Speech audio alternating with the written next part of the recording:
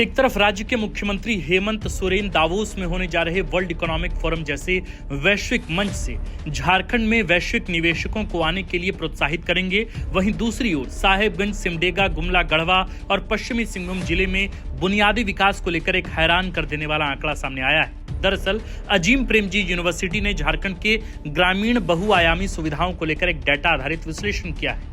इस रिपोर्ट में बताया गया है कि बुनियादी सुविधाओं और सार्वजनिक सेवाओं की उपलब्धता के मामले में झारखंड देश के सबसे पिछड़े और वंचित राज्यों में से एक है। अर्थशास्त्र यानी इकोनॉमिक्स का एक शब्द है ग्रामीण बहुआयामी नुकसान। ग्रामीण बहुआयामी नुकसान का मतलब यह है कि जनता केवल आय की कमी से नहीं बल्कि स्वास्थ्य, शिक्षा और जीवन स्तर जैसे कई आयामों से जूझती है। अजीम प्रेमजी यूनिवर्सिटी की रिपोर्ट में खुलासा हुआ है कि ग्रामीण बहुआयामी नुकसान यानी डेप्रिवेशन सूचकांक के आधार पर झारखंड भारत का 7वां सबसे कमजोर राज्य है।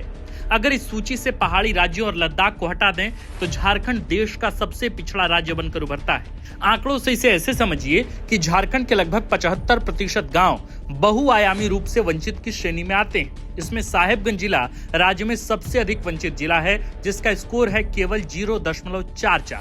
इसके बाद सिमडेगा, गुमला, गढ़वा और पश्चिमी सिंहभूम का स्थान आता है। यानी झारखंड के इन जिलों में बहुआयामी विकास की भारी कमी है। इसी विश्लेषण में यह दावा किया गया है कि झारखंड के लगभग 89% गांव में कम से कम एक ऐसा घर आज भी है जहां शौचालय की सुविधा नहीं है।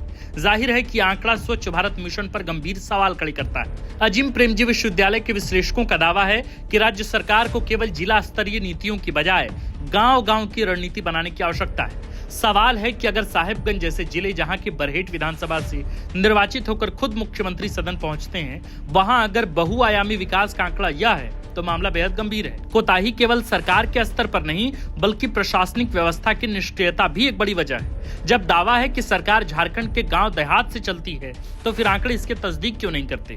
इस पूरे मसले पर आप क्या सोचते हैं? हमें कमेंट कर जरूर बताइए।